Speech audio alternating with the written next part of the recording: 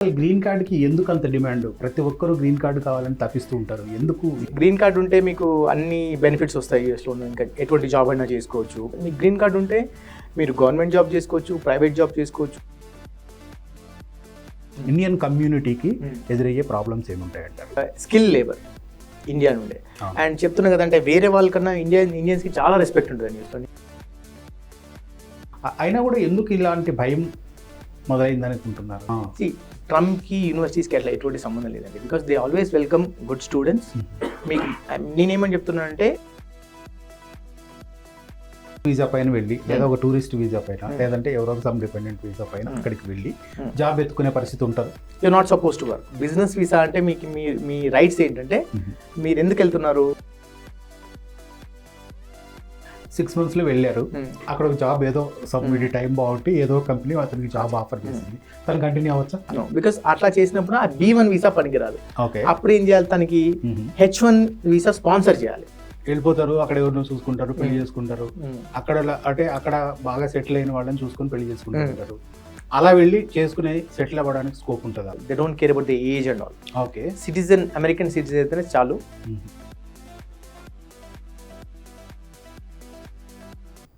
Hi. America అధ్యక్షుడిగా Donald Trump బాధ్యతలు చేపట్టినప్పటి నుంచి తనదైన ఎగ్జిక్యూటివ్ ఆర్డర్లతో ప్రపంచాన్ని బెంబేలెత్తిస్తున్నాడు. ముఖ్యంగా ఇమ్మిగ్రేషన్ విషయంలో కానీ లేకపోతే అక్కడ పనిచేస్తున్నటువంటి ఉద్యోగుల విషయంలో కానీ బర్త్ రేట్స్ విషయంలో కానీ ఆయన తీసుకున్నటువంటి నిర్ణయాలు చాలా సంచలనం సృష్టిస్తూ ఉన్నాయి. ముఖ్యంగా భారతీయ విద్యార్థులు ఉద్యోగులపై ఎలాంటి ప్రభావం చూపిస్తుంది అనేటువంటి విషయాలపైన చాలామంది ఆరా తీస్తున్నారు. ఈ విషయంలో ఎడ్యుకేషనల్ కౌన్సిలింగ్ విషయంలో కానీ లేదా ఓవర్సీస్ ఇమ్మిగ్రేషన్ విషయంలో కానీ ఎలాంటి పరిస్థితులు మన భారతీయులు ఫేస్ చేయబోతున్నారు, అలాంటి విషయాలను మనతో పాటు అందించడానికి overseas education and counselling expert Yash గారు మనతో పాటు ఉన్నారు. ఆయన అడిగి మరిన్ని వివరాలు తెలుసుకుందాం. యష్ గారు నమస్తే. డొనాల్డ్ ట్రంప్ బాధ్యతలు చేపట్టిన తర్వాత మనం చూస్తూ ఉన్నాము చాలా వరకు అంటే భయాందోళనలు నెలకొన్నాయి. ఇలాంటి పరిస్థితుల్లో అసలు ఆయన తీసుకున్నటువంటి నిర్ణయాల ప్రభావం భారతీయులపైన ఎంతవరకు ఉంటుంది? భయం అనేది చాలా పెద్ద మాట అండి. కాకపోతే ఏంటంటే ఫస్ట్ ఎగ్జిక్యూటివ్ ఆర్డర్ సైన్ చేసిందంటే as part of the 14th Amendment తను సైన్ చేసింది ఏంటంటే బర్త్ రైట్ మీద చేశారండి. Okay, so birth right citizenship మీద అంటే అర్థం ఏంటంటే ఎవరైతే యూఎస్కి చదువుకోవడానికి కానీ జాబ్ కోసం కానీ ఇటువంటి వీసాస్ మీద F1, H1, L1 ఈ వీసాస్ మీద వెళ్తారో ముందు ఏంటంటే వాళ్ళకి పుట్టిన పిల్లలకి డైరెక్ట్ యూఎస్ సిటిజన్షిప్ ఇచ్చేది. ఓకే, ఇప్పుడు ఏంటంటే అది తీసేశారు. Okay, going forward from February 20th ఆ రూల్ లేదన్నట్టు, సిటిజన్షిప్ ఉండదు. ఓకే, సో పేరెంట్ స్టేటస్ ఏదైతే ఉంటుందో, సో లెట్స్ సే ఒక స్టూడెంట్కి పాప కానీ బాబు కానీ పుడితే ఆ స్టూడెంట్ అంటే స్టూడెంట్ F1 ఉంటే వాళ్ళకు F2 డిపెండెంట్ స్టేటస్ వస్తుంది. ఓకే, బట్ అగైన్ ఇప్పుడు ఒకవేళ కనుక any of the parent mother కానీ ఫాదర్ కానీ ఒకవేళ యూఎస్ సిటిజన్ అవుతే లేదా గ్రీన్ కార్డ్ హోల్డర్ అవుతే మాత్రం వాళ్ళకు యూఎస్ సిటిజన్షిప్ వస్తుంది. ఓకే, సో అంతవరకు బాగానే ఉంది. ఇప్పటి వరకు అంటే ఇది ఎప్పటి నుంచి? ఫిబ్రవరి నుంచి వస్తుంది, నెక్స్ట్ మంత్ నుంచి. ఇప్పటి వరకు పుట్టిన పిల్లల సంగతి ఏంటి? వాళ్ళకు సిటిజన్షిప్ యాజ్ ఈజ్ ఉంటుంది, దాన్ని ఏం చేయడానికి వీలేదు. ఓకే, కమ్ టు స్టూడెంట్స్ విషయానికి వచ్చేటప్పటికి ట్రంప్ నిర్ణయాలు ఎలాంటి ఇంపాక్ట్ చూపిస్తాయి? ఎడ్యుకేషన్ విషయంలో కావచ్చు, జాబ్ విషయంలో కావచ్చు, ఇప్పటి వరకు ట్రంప్ ఎటువంటి స్టేట్మెంట్ ఇవ్వలేదు. లైక్ వాళ్ళకి ఎలాంటి హార్డ్షిప్స్ ఉంటాయని ఎప్పుడు చెప్పలేదు. ఇన్ఫ్యాక్ట్ ఇంకా ముందు జరిగిన ఇంటర్వ్యూస్లో ఒక ఇంటర్వ్యూ ఎలా చెప్పాడంటే స్టూడెంట్ మాస్టర్స్ చేయడానికి వచ్చిన వాళ్ళకు గ్రీన్ కార్డ్ ఇస్తాను ఒక దాంట్లో చెప్పారు. అండ్ చాలా ఇంటర్వ్యూస్లో కూడా చెప్పింది ఏంటంటే they always welcome the talent. ఇప్పుడు H1 అనేది కానీ H1 అనేది ఏంటంటే స్కిల్ లేబర్ అన్నట్టు, స్కిల్డ్ ఉన్న వాళ్ళని వాళ్ళ కంట్రీకి వీసా ఇచ్చి తీసుకొని వాళ్ళకి మంచి స్కోప్ ఇస్తారు అన్నట్టు. ఓకే, అండ్ ఎడ్యుకేషన్ విషయంలో కూడా యూఎస్లో ఆల్మోస్ట్ ఒక 3,000 to 4,000 యూనివర్సిటీస్ అండ్ కాలేజెస్ ఉన్నాయి. ఓకే, సో మన స్టూడెంట్స్ అందరు కూడా ఆ దేశానికి వెళ్ళి లక్షల ఫీజు కట్టి చదువుకుంటారు. సో దట్స్ అది చాలా ఎకానమీ, చాలా లాభం వాళ్ళకి లాభం కదా. దానికోసమే వాళ్ళు వీసాస్ ఇవ్వడం కావచ్చు అంత చేస్తారు. And if you see last COVID టైంలో అంత పీక్ కోవిడ్లో కూడా వాళ్ళు అన్ని వీసాస్ ఆపారు కానీ స్టూడెంట్ వీసాస్ ఆపలేదు. ఓకే, ఆ పీక్ టైంలో కూడా they entertain students, they welcome students to go United States and study. Okay, once studies అయిపోయాయి, స్టూడెంట్గా అమెరికాకి వెళ్ళారు, వన్స్ స్టడీ అయిపోయింది.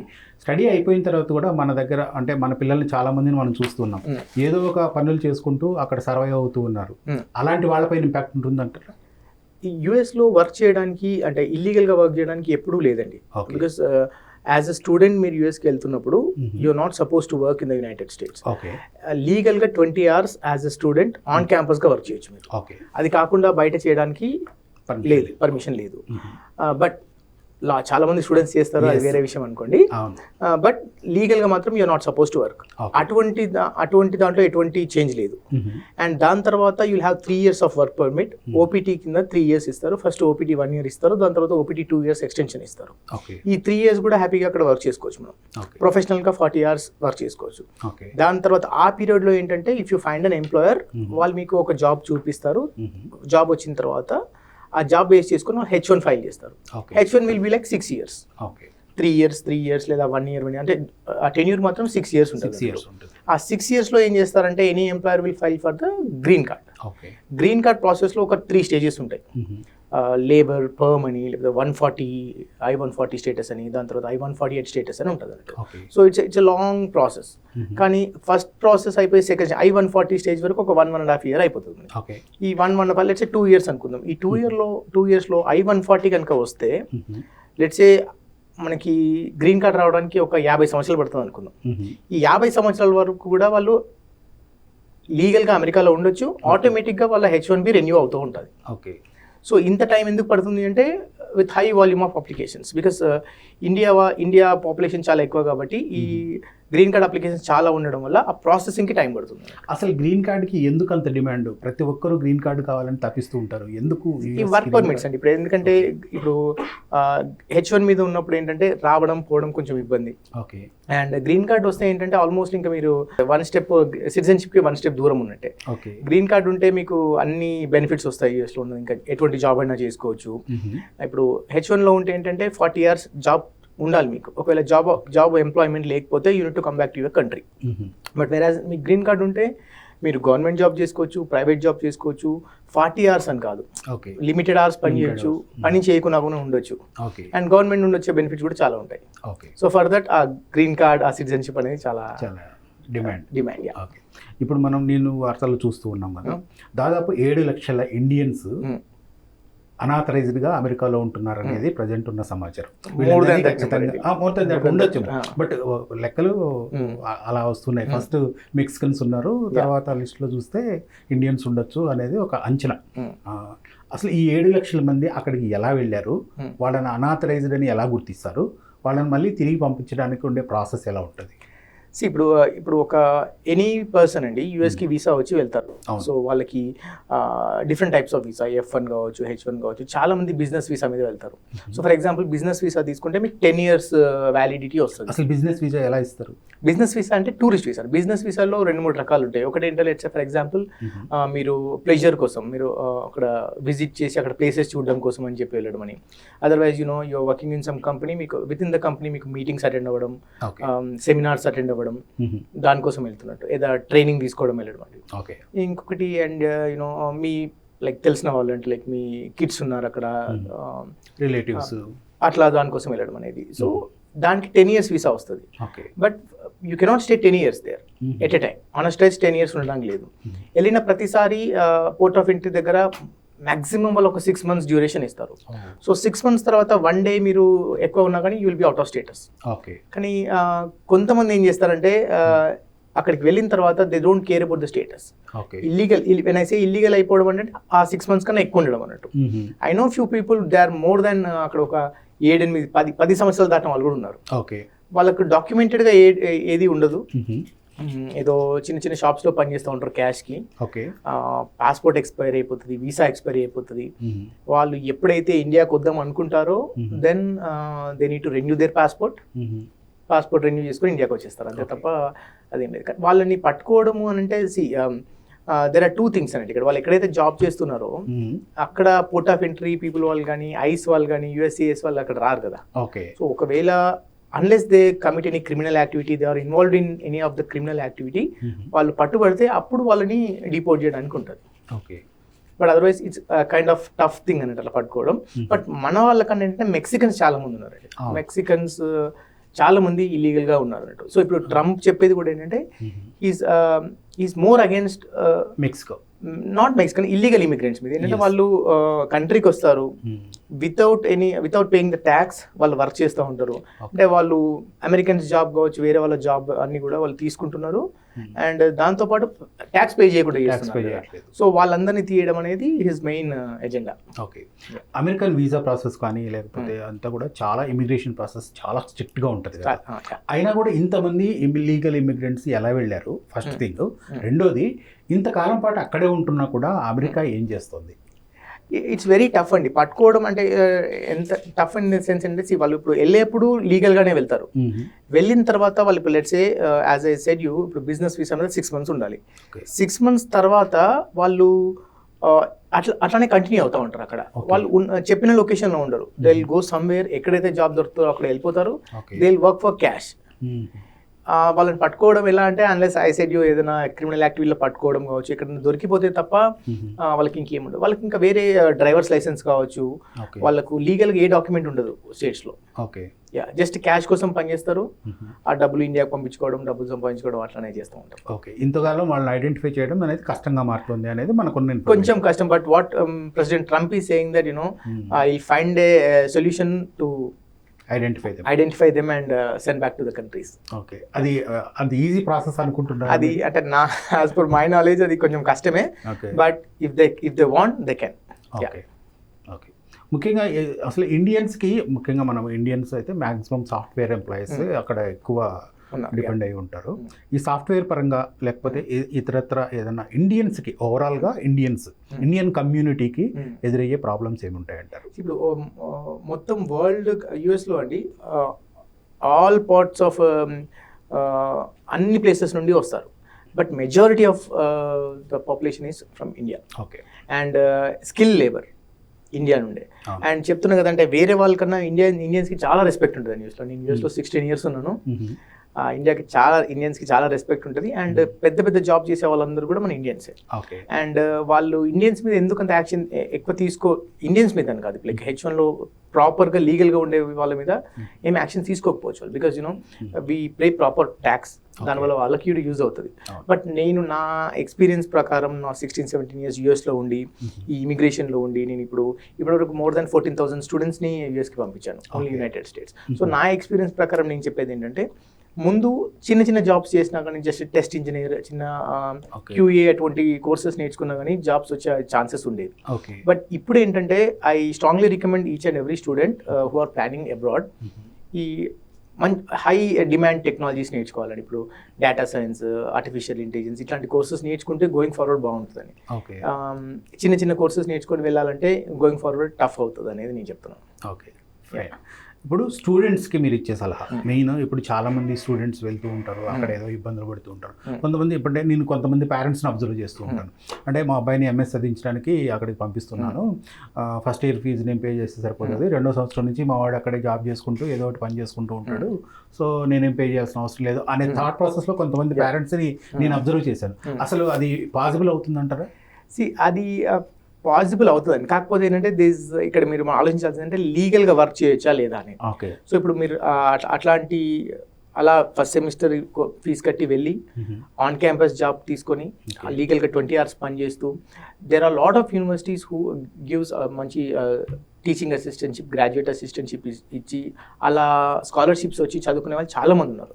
But the problem is with the consultancies here in India. So నేను ఒక కన్సల్టెంట్, నాకు ఒక కన్సల్టెన్సీ ఉంది, I should not talk this. But ఎప్పుడైనా కన్సల్టెన్సీకి వెళ్తున్నప్పుడు, అందుకే నేను చెప్తున్నాను, నేను చాలా ఇంట్రెస్ట్లో చెప్పాను ఏంటంటే, నేను కౌన్సిలింగ్ ఇస్తున్నప్పుడు I will be the only person who council the students. I won't let anyone to counsel. Because ఇప్పుడు మీరు ఒక కన్సల్టెన్సీకి వెళ్తున్నప్పుడు ఆ కన్సల్టెన్సీ వాళ్ళు ఏం చెప్తారు మీకు అంటే, ఇప్పుడు మీకు ఒక కన్సల్టెన్సీ ఉంది, అందులో ఒక 10 మంది కౌన్సిలర్స్ని పెడతారు.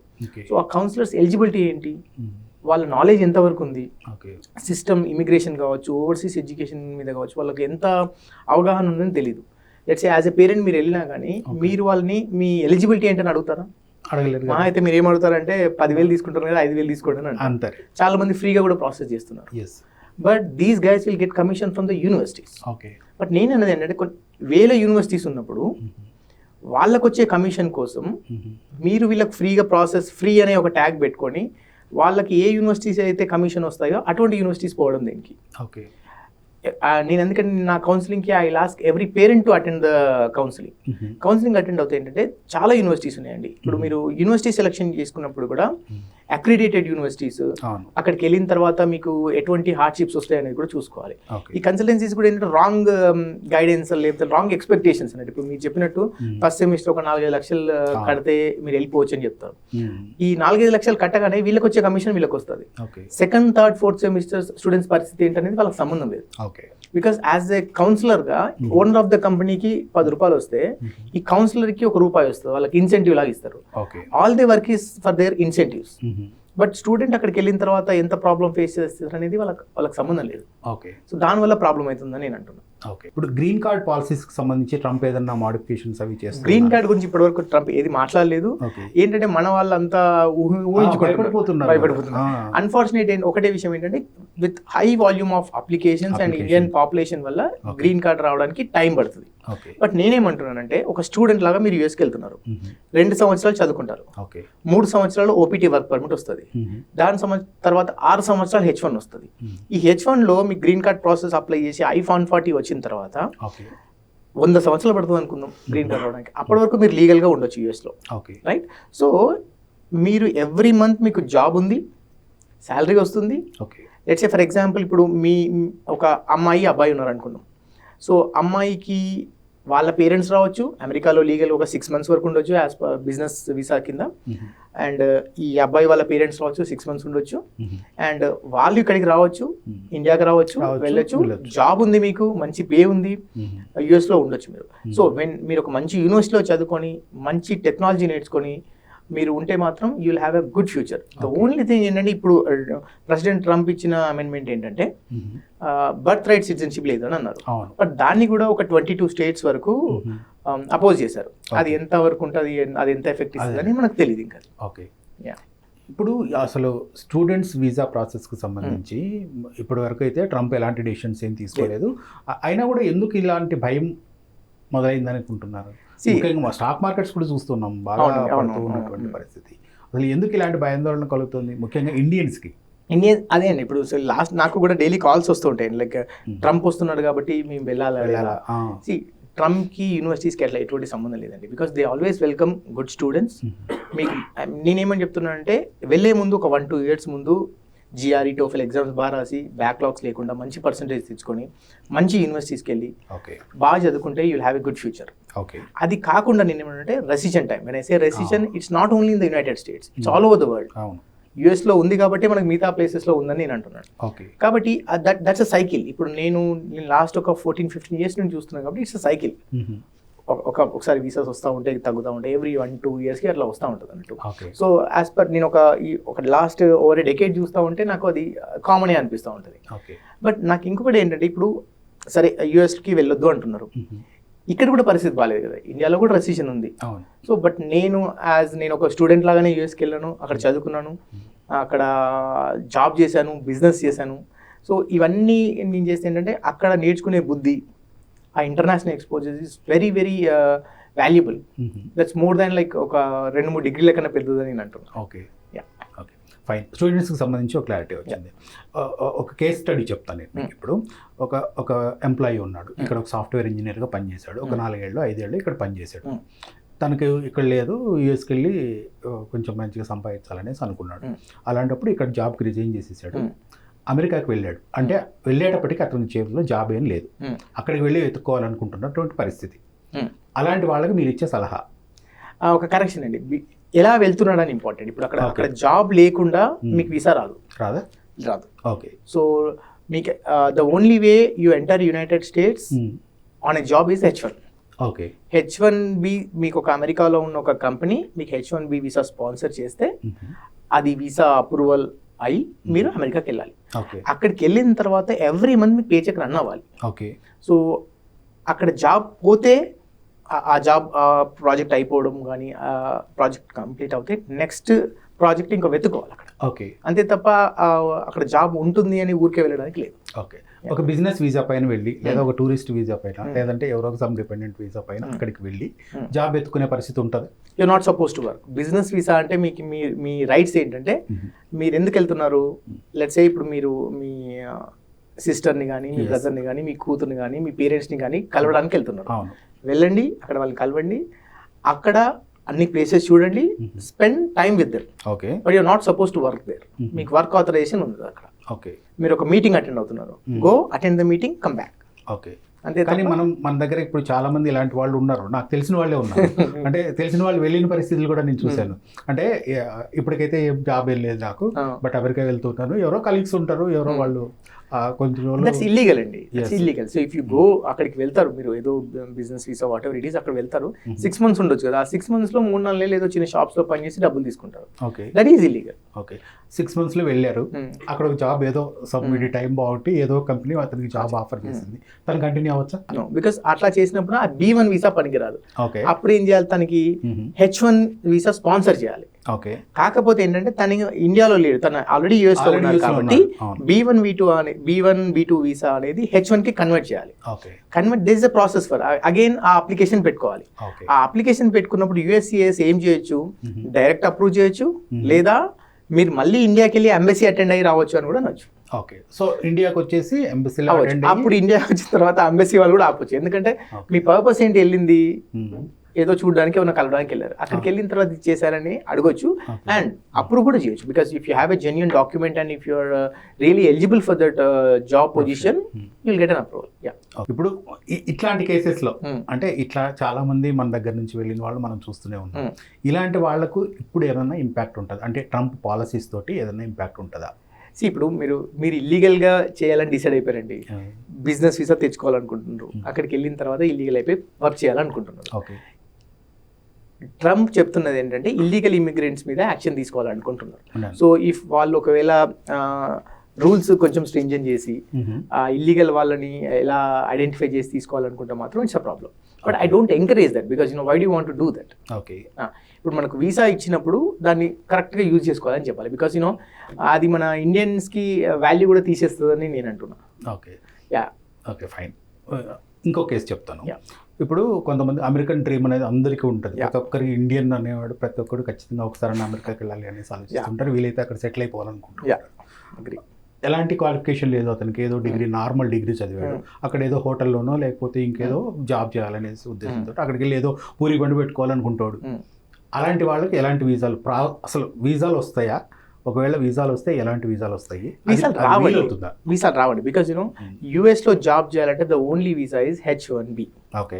H1B, L1 వీసాస్ అని ఉంటాయండి. L1 అంటే high category, like managerial experience ఉండి ఒక 10-15 years ఎక్స్పీరియన్స్ ఉన్న వాళ్ళకి L1 visa. Mostly H1 visa. H1 visa అంటే స్కిల్డ్ లేబర్, అంటే మీ దగ్గర మా దగ్గర లేని స్కిల్ మీ దగ్గర ఉంది, or you have a very super skill, ఆ స్కిల్ మీద మీకు వీసా ఇస్తున్నామని చెప్తారు అన్నట్టు. సో పూరి చేయడానికి లేదా చిన్న చిన్న జాబ్స్ కి దట్ ఈస్ నాట్, వాళ్ళకి వీసా ఇష్యూ చేయరు. ఇప్పుడు నేనేమంటున్నాను, మొన్నటి వరకు ఇప్పుడు చిన్న చిన్న బేసిక్ ఐటీ సైడే కావచ్చు, సాఫ్ట్వేర్ సైడ్ కావచ్చు, చిన్న చిన్న jobs like test engineer, automation engineer, చిన్న చిన్నవి కొన్ని, ఐ డోంట్ సే చిన్నవి, బట్ బేసిక్ జాబ్స్ కూడా ఉండేవి. బట్ ఇప్పుడు these days data science, AI rule చేస్తున్న టైంలో మీరు ఇంకా అప్డేట్ అవ్వాలనే చెప్తున్నాను ఇంకా. ఓకే. సో అలాంటి కోర్సెస్ నేర్చుకొని అలాంటి కోర్సెస్ ఉండడానికి అక్కడ ఆస్కారం ఉంటుంది. అదే నేను రికమెండ్, ఇప్పుడు నా దగ్గరకు వచ్చే స్టూడెంట్స్కి కూడా బేసిక్ కోర్సెస్ కాకుండా మంచి కోర్సెస్ నేర్చుకోవడం వల్ల ఏంటంటే మీకు అక్కడ మంచి జాబ్స్ వస్తాయి, మంచి యూనివర్సిటీస్లో సీట్ వస్తుంది, అట్లాంటి కోర్సెస్కి మంచి స్కాలర్షిప్స్ అవన్నీ కూడా వస్తాయి, అండ్ మీరు అక్కడ సర్వైవ్ అవ్వగలుగుతారు. అండ్ బికాస్ అక్కడే కాదండి, ఇక్కడ ఇండియాలో కూడా దానికి స్కోప్ లేదు. ఇప్పుడు బేసిక్గా ఉండంటే కాదు, ఇప్పుడు బెస్ట్ ఎడ్యుకేషన్ నేర్చుకోవాలని చెప్తున్నాను. ఓకే. నేను యూట్యూబ్లో కొన్ని వీడియోస్ చూస్తూ ఉంటా, అమెరికాకు సంబంధించి చాలామంది మీరు చెప్పినట్లు దొంగదారుల్లో అంటే స్కిల్డ్ లేబర్ కాని వాళ్ళు, ఏదో కూలి పని చేసుకునే వాళ్ళు, అలాంటి వాళ్ళు రాజస్థాన్, గుజరాత్ లాంటి వాళ్ళు వీడియోస్ నేను కొన్ని చూసా. అలాంటి వాళ్ళు ఏంటంటే ఏదో కమిషన్స్ బ్రోకర్స్ ఉంటారు, వాళ్ళు ఏదో కొంచెం మంది ఏజెంట్స్ ఉంటారు, వాళ్ళని తీసుకెళ్ళి ఏ మెక్సికో ద్వారానో లేకపోతే ఆ షిప్లో ఏదో సమ్ రాంగ్ రూట్స్ చాలా ఉన్నాయి అమెరికాకి వెళ్ళడానికి. అలాంటి రూట్లలో చాలామంది వెళ్తూ ఉంటారు. అంటే వాళ్ళకు వీసాలు, పాస్పోర్ట్లు ఏమీ ఉండవు. I don't know about that, I don't want comment on that, నాకు తెలియదు. బట్ ఎలా వస్తారు అట్లా వేరే రూట్స్ నాకు తెలియదు. బట్ చాలా మంది ఏంటంటే నాకు తెలిసి ఇల్లీగల్గా ఉండాలంటే బిజినెస్ వీసా మీద ఎనీ కైండ్ ఆఫ్ వీసా మీద వెళ్ళి అక్కడ స్టేటస్ మెయింటైన్ చేయకుండా, ఇప్పుడు కొంతమంది స్టూడెంట్స్ ఉంటారు, అక్కడికి వెళ్ళి ఫీజు కట్టాలి వాళ్ళు, ఒక 20-30 లక్షలు కట్టి చదువుకోవాలి. ఏదో ఫస్ట్ సెమిస్టర్, ఇప్పుడు యూఎస్లో ఏంటంటే ఫస్ట్ సెమిస్టర్ ఫీజు కట్టుకోకుండా కూడా వెళ్ళిపోవచ్చు direct. You need to pay the tuition fee only after going to the United States. So the visa వస్తుంది, అక్కడికి వెళ్ళిపోతారు, ఏం ఫీజు కట్టకుండా ఇల్లీగల్ అయిపోయేదో పార్ట్ టైం జాబ్ చేసుకుంటారు. That is what I call illegal. Without any documentation, without proper status అక్కడే ఉంటారు. ఏదో పని చేస్తూ డబ్బులు సంపాదించుకొని ఎప్పుడైతే సరిపడే డబ్బులు వచ్చాయి అనుకుంటారో అప్పుడు they will come back. But ఏ టైంలో అయినా సరే, ఇండియాలో ఎటువంటి పరిస్థితులు వచ్చినా సరే, ఒకవేళ వాళ్ళ కంట్రీ బయటికి దాటితే మాత్రం లైఫ్లో అమెరికాకి ఎంటర్ అవ్వలేరు. బట్ నేను అదే చెప్తున్నాను, ఎందుకంటే అటువంటి చేయడం వల్ల ఏంటంటే మన ఇండియన్స్కే చెడ్డ పేరు అని అంటున్నాను. ఇప్పుడు మెక్సికన్స్ చాలా మంది ఉంటారండి, ఫర్గెట్ అబౌట్ ఇండియన్, చాలా మంది మెక్సికన్స్ ఉంటారు. ఇప్పుడు ట్రంప్ చెప్పే మెయిన్ పాయింట్ ఏంటంటే ఇల్లీగల్ ఇమిగ్రెంట్స్ మీదనే ఛార్జ్ తీసుకుంటామని చెప్తున్నారు. అవును, మన ఇండియన్స్కి సంబంధించి కూడా కొన్ని కేసెస్ మనం చూస్తున్నాం. మన దగ్గర కూడా కొంతమంది పొలిటీషియన్స్, బిజినెస్ పర్సన్స్ చాలామంది ఇక్కడ బ్యాంకులను దోచేసుకొని అమెరికాకి వెళ్ళి కూర్చొని హ్యాపీగా ఎంజాయ్ చేస్తున్న వాళ్ళు కూడా ఉన్నారు. అలాంటి వాళ్ళ విషయంలో మనం కానీ వాళ్ళు కానీ యాక్షన్ తీసుకునే అవకాశం ఉందా? ఇక్కడ ఏం చేసామనేది అది హై లెవెల్ ఏమైతే తెలియదు అండి. కాకపోతే let's say there is other visa కాదు, ఇన్వెస్టర్ వీసా కూడా ఉంటుంది. So if you can invest like $500,000 కొన్ని స్టేట్స్లో, బట్ మోస్ట్లీ $1 million కనుక మీరు ఇన్వెస్ట్ చేస్తే you will get an investor visa in the United States. Directly మీకు ఆల్మోస్ట్ గ్రీన్ కార్డ్ వచ్చేస్తుంది. సో ఇప్పుడు మాకు $1 million అంటే 8.5 కోట్లు పెడితే మీకు డైరెక్ట్ ఇన్వెస్టర్ వీసా వస్తుంది. Within no time you will get a green card. అట్లా వెళ్ళొచ్చు. సో ఇండియాలో ఏం చేశారు ఏంటి అనేది వాళ్ళకి సంబంధం లేదు. వాళ్ళకి సంబంధం లేదండి, అంటే సంబంధం లేదని అన్నాను. బట్ ఇక్కడ ఉన్న వాళ్ళు ఏమన్నా కంప్లైంట్ చేస్తే హై లెవెల్ ఎట్లాంటి డెసిషన్ తీసుకుంటారు, వాళ్ళ మీద ఎట్లాంటి యాక్షన్ తీసుకుంటారు నాకు తెలీదు. But there is a visa called investor visa where you can go settle there in the United States and will also get a green card citizenship within no time. Okay, ఇట్లా illegal immigrants విషయంలో మనం చాలా, అంటే మన దగ్గర కూడా చాలా మంది ఇల్లీగల్ ఇమ్మిగ్రెంట్స్ చాలా మంది ఉన్నారు. పక్క దేశాల నుంచి వచ్చి పాతుకుపోయినటువంటి వాళ్ళను చాలా మంది, శ్రీలంక, బంగ్లాదేశ్, బోలెడు మంది ఉన్నారు. అట్లనే అమెరికా కూడా సేమ్ ప్రాబ్లం ఫేస్ చేస్తుంది. మన దగ్గర ఏమో బంగ్లాదేశ్ వాళ్ళు వచ్చారనేసి మనం చాలా ఫీల్ అవుతూ ఉంటాము. At the same time America వాళ్ళు అంటే అమెరికా ట్రంప్ ముఖ్యంగా అది ఎక్స్ప్రెస్ చేసే కొద్దీ మనకేమో భయం వేస్తుంది. నేను ఇప్పుడు if I'm a US citizen, నా ప్రెసిడెంట్ అలా మాట్లాడితే నాకు ఇష్టమే అండి. బికాస్ ఇప్పుడు మనం ఎక్కడున్నామంటే మాది తెలంగాణ, మీది ఆంధ్ర, మా జాబ్స్ మీకు వస్తున్నాయి అనే దగ్గరే పక్క తెలుగు రాష్ట్రాలే అనుకునే దాంట్లో ఉన్నాం. అట్లాంటిది ఒక దేశం, ట్రంప్ ఒక పెద్ద అగ్రరాజ్యం, అటువంటి ఆ ప్రెసిడెంట్ తను ఏమంటున్నాడు, Americans first, make America great again అనే విషయం మాట్లాడుతున్నాడు. అట్లా అన్నప్పుడు వాళ్ళకి అది ఇష్టమే కదా అది. So I am with Trump, I would say.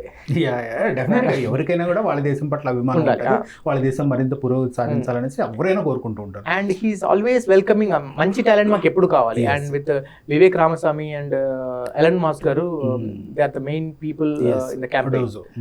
So తన విక్టరీలో they played a main role. And వాళ్ళు కూడా మెయిన్గా చెప్పేది ఏంటంటే మెయిన్ టాలెంట్ కావాలనే చెప్తున్నారు.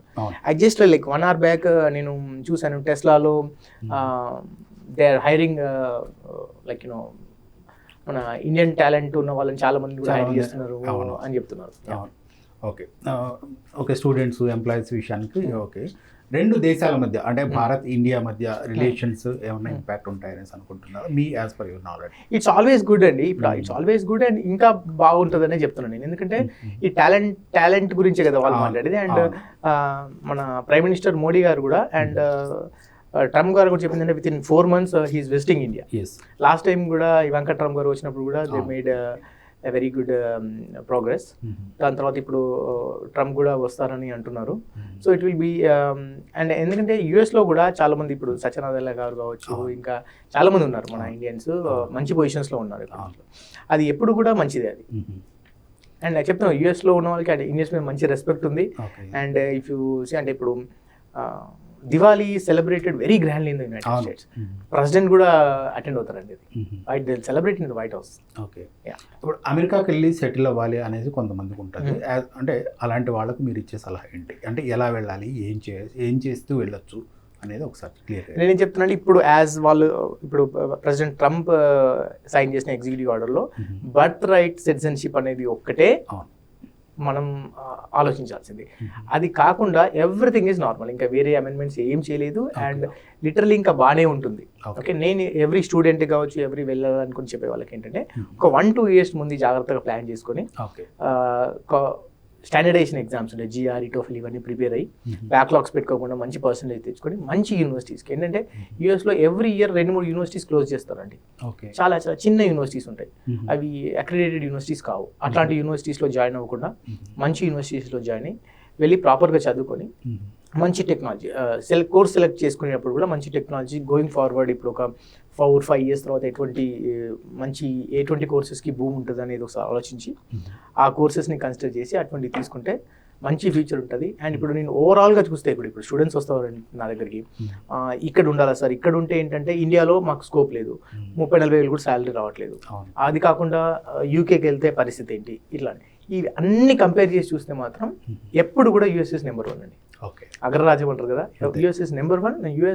యూఎస్కి వెళ్ళి లీగల్గా అన్ని డాక్యుమెంటెడ్గా అన్ని రూల్స్ అన్ని పాటిస్తే US is a beautiful country. And నేను గ్రహించింది ఏంటంటే ఇప్పుడు మనకు ఇండియాలో ఈ క్యాస్ట్ అనేది ఎంత సెన్సిటివ్ సబ్జెక్ట్, యూఎస్లో ఇమిగ్రేషన్ అనేది చాలా సెన్సిటివ్ సబ్జెక్ట్. సో దాన్ని అంత ఈజీగా అమెండ్ చేయడానికి అంత ఈజీ ఉండదు. So it's an immigrant country, land of immigrants. US అనేది ల్యాండ్ ఆఫ్, అది ఎవరిది కాదు, ల్యాండ్ ఆఫ్ ఇమిగ్రెంట్స్ అంటారు కదా. కాబట్టి నేనేమంటున్నానంటే ఇంకా గోయింగ్ ఫార్వర్డ్ బాగానే ఉంటుంది అని అంటున్నాను. ఇంకా మన ట్రంప్ ఇంకొక ఇంటర్వ్యూలో కూడా చెప్పాడు ఏంటంటే ఈ H1 లాటరీ సిస్టమ్ ఉంది ఇప్పుడు, దానివల్ల మన ఇండియన్స్కి కొంచెం మైనస్ పాయింట్ అది, because with high volume of population application. తను చెప్పేది ఏంటంటే స్కిల్ బేస్డ్ మీద గ్రీన్ కార్డ్ ఇవ్వాలని చెప్తున్నారు. అలా కనుక చేస్తే మాత్రం ఇండియన్స్కి చాలా చాలా ప్లస్ పాయింట్ అవుతుంది, అంటే అందరికన్నా ఎక్కువ బెనిఫిట్ అయ్యేది ఇండియన్స్కి. కొంతమంది స్టూడెంట్స్ ఉంటారు, వాళ్ళు బహుశా మెరిట్ ఉండకపోవచ్చు, అంటే జిఆర్ఈ టోకెన్లో మంచి స్కోర్ లేకపోవచ్చు, కానీ వాళ్ళు they are capable of paying fees. So అలాంటి వాళ్ళు వెళ్ళి అక్కడ చదువుకోవడానికి బెస్ట్ యూనివర్సిటీస్లో సీట్ తీసుకోవడానికి ఛాన్సెస్ ఉంటాయి. డెఫినెట్గా ఉన్నాయండి, బికాస్ ఎందుకంటే అక్కడ అమెరికాలో ఒక 10-20 యూనివర్సిటీస్ లేవు లిమిటెడ్ మెంబర్స్ తీసుకోవడానికి, వేల యూనివర్సిటీస్ 3,000-4,000 యూనివర్సిటీస్ ఉన్నాయి. There are lot of private universities, public universities, and fee ఎక్కువ ఉన్నాయి, తక్కువ ఉన్న యూనివర్సిటీస్ కూడా ఉన్నాయి. కొంతమంది ఇప్పుడు ఎట్లా ఉంటే I saw lot of students ఇప్పుడు బీటెక్లో ఒక 20-30 బ్యాక్లాగ్స్ ఉన్న వాళ్ళు కూడా అక్కడికి వెళ్ళి మంచి చదువుకొని మంచి పర్సంటేజ్ తెచ్చుకొని మంచి జీపీఏ తెచ్చుకొని పాస్ కాకపోయినా కూడా అక్కడికి వెళ్ళిపోతారు, అదే పాస్ అవ్వాలి. ఇక్కడ తక్కువ పర్సెంటేజ్ వచ్చినా అంటే 30-40 బ్యాక్లాగ్స్ ఉండి క్లియర్ చేసుకొని అక్కడికి వెళ్ళి మంచి జీపీఏ తెచ్చుకొని మంచి జాబ్స్ తెచ్చుకున్న వాళ్ళు చాలా మంది ఉన్నారు. అండ్ చాలా మంది నా దగ్గర చాలా ఫైల్స్ వస్తాయి కదండి, లైక్ ఒక 1000 ఫైల్స్ వచ్చాయనుకోండి, అందులో 80% ఆఫ్ ద ఫైల్స్ సమ్ 50-65% మధ్యలోనే ఉంటాయి. అందరికీ 80% అట్లా ఉండవు. అవును. ఓకే, ఇప్పుడు స్టూడెంట్స్, ఎడ్యుకేషన్, జాబ్స్ వీటి గురించి ఓకే. మ్యారేజెస్ విషయం మనం ఈ మధ్యకాలంలో కొన్ని చూస్తూ ఉంటాము, we can call them as contract marriages. అంటే వెళ్ళిపోతారు, అక్కడ ఎవరినో చూసుకుంటారు, పెళ్లి చేసుకుంటారు, అక్కడ బాగా సెటిల్ అయిన వాళ్ళని చూసుకొని పెళ్లి చేసుకుంటారు. అలా వెళ్ళి చేసుకునే సెటిల్ అవ్వడానికి స్కోప్ ఉంటుందా? బాగా సెటిల్ అయిన వాళ్ళని పక్కన పెట్టండి, ఎనీ సిటిజన్ దే అక్కడ మామూలుగా కొంతమంది ఉన్నారు. I don't know if I want to discuss this or not, but awareness కోసం చెప్తున్నాను. అక్కడికి వెళ్తారు, ఇప్పుడు ఇట్స్ కాంట్రాక్ట్ అన్నట్టు, there will be an attorney or a mediator, ఒక వేరే వాళ్ళని చూస్తారు. Like let's say they don't care about the age and all. Okay, citizen, American citizen అయితేనే చాలు. అమ్మాయి అయితే అబ్బాయి అయితే అమ్మాయిని అక్కడికి వెళ్తారు, వాళ్ళని పెళ్లి చేసుకుంటారు. That's a contract. ఓకే, పెళ్లి చేసుకున్న తర్వాత సర్టెన్ టైం తర్వాత they will get a green card. Once they get the green card అయిపోతుంది. ఈ కాంట్రాక్ట్కి, ఈ డీల్కి సర్టెన్ అమౌంట్ ఏదో ఉంటుంది. ఓకే, అటార్నీస్ ఆర్ మధ్యలో లీగల్గా ఎవరైతే ఉంటారో they will charge some amount. ఇది ఒకప్పుడు ఈజీ ఉండేదండి, బట్ ఇప్పుడు అది కూడా టఫ్ అవుతుంది. అండ్ ఇప్పుడు బర్త్ రైట్ సిటిజన్షిప్లో ఇదేంటంటే ఇప్పుడు ఒక పేరెంట్స్ ఇల్లీగల్ ఉన్నారండి. ఇప్పుడు మీరు చెప్పినట్టు B1 B2 మీద, రెనీ వీసా మీద మెక్సికో నుండి వస్తారు, ఇల్లీగల్గా ఉంటారు. బట్ వాళ్ళకి పుట్టిన కిడ్ ఎవరైతే ఉంటారో వాళ్ళు లీగల్ సిటిజన్ అవుతారు అక్కడ. సో అవన్నిటిని తీయడం కోసమే ఇప్పుడు ఇది తెచ్చారని నేను అనుకుంటున్నాను. ఓకే, మ్యారేజ్ విషయంలో ఇంకో చిన్న డౌట్ నాకు. ఇప్పుడు ఒకరిని అక్కడ లోకల్ లైట్ని పెళ్లి చేసుకున్నారు, పెళ్లి చేసుకున్న తర్వాత వాళ్ళు కొంతకాలం అక్కడ ఉన్నారు, ఇతనికి గ్రీన్ కార్డు వచ్చేసి ఉంటుంది, అప్పుడు విడిపోయారు. విడిపోయిన తర్వాత ఎవరికి వాళ్ళు ఇండివిజువల్గా లోకల్ లైట్స్, వాళ్ళ సిటిజన్షిప్ వీళ్ళకి ఉంటుంది, వీళ్ళ సిటిజన్షిప్ వీళ్ళకి ఉంటుంది. అంతే. Lot of people does that అండి. ఓకే, ఇలా చాలా మంది కొంతమంది స్టూడెంట్స్ కూడా చేశారు. ఇప్పుడు కొంతమంది నన్ను అడుగుతారు ఏంటంటే, సార్ అక్కడికి వెళ్ళి ఒక $30,000-40,000 ఫీజు కట్టడం కన్నా ఓకే. అదే $30,000-40,000తో మేము కాంట్రాక్ట్ మ్యారేజ్ చేసుకుంటే ఎట్లా ఉంటుందని. బట్ అది కరెక్ట్ కాదండి. ఎందుకంటే ఇప్పుడు నాకు I have one of the student అంటే మా దగ్గర నుండి వెళ్ళి అక్కడికి వెళ్ళి he did this process. Okay. చేసిన తర్వాత ఏంటంటే అతను చాలా ప్రాబ్లం ఫేస్ చేశాడు. వేరే అమ్మాయి అంటే అమ్మాయి కాదు, she is like 20-25 years elder than this guy. Okay. So తను ఆ ప్రాసెస్లో ఏంటంటే ఎంతో డీల్ అయింది వాళ్ళకి. బట్ కోర్ట్ డేట్ దగ్గరకు వచ్చే కొద్దీ తను చాలా ప్రాబ్లం చేసింది దీనికి. Okay. So one fine day he call me and said that నేను I want to end of my life because నాకు చాలా ప్రెషర్ అవుతుంది, ఆమె నన్ను ఇట్లా చేస్తుంది అట్లా చేస్తుంది అనేది చెప్తా ఉన్నానంట. I don't have any contact with him now. But నేనేం చెప్తానంటే స్ట్రైట్గా వెళ్ళండి. US is a beautiful country. అంటే నేను ఐఎమ్ ఇండియన్ సిటిజన్, కానీ నేను ఒక 16 years నేను యూఎస్లో ఉన్నాను. నేను చాలా నేర్చుకున్నాను. US is a beautiful country. When you abide for all the rules and regulations, it's a beautiful country అండి. చాలా మందికి చాలా లైఫ్ ఇచ్చింది. అండ్ ఎస్పెషల్లీ నేను అక్కడ నేర్చుకున్న బుద్ధితోని నేను ఒక 7 companies స్టార్ట్ చేశాను. I'm founder CEO for almost 7 companies here in India. ఎంత చదువుకున్నాను అనే దానికన్నా ఎంత బుద్ధి నేర్చుకున్నాను అనేది నేను చెప్పగలుగుతాను. నాకు time management, value for a dollar or value for a money, dignity of labour, అవి చాలా నేర్చుకున్నాను నేను. Sure. Okay. Thank you so much Yash garu. మరిన్ని వివరాలు అంటే యూఎస్లో స్టడీస్కి సంబంధించి కానీ ఇమిగ్రేషన్ ప్రాసెస్కి సంబంధించి చాలా వివరాలు అందించారు.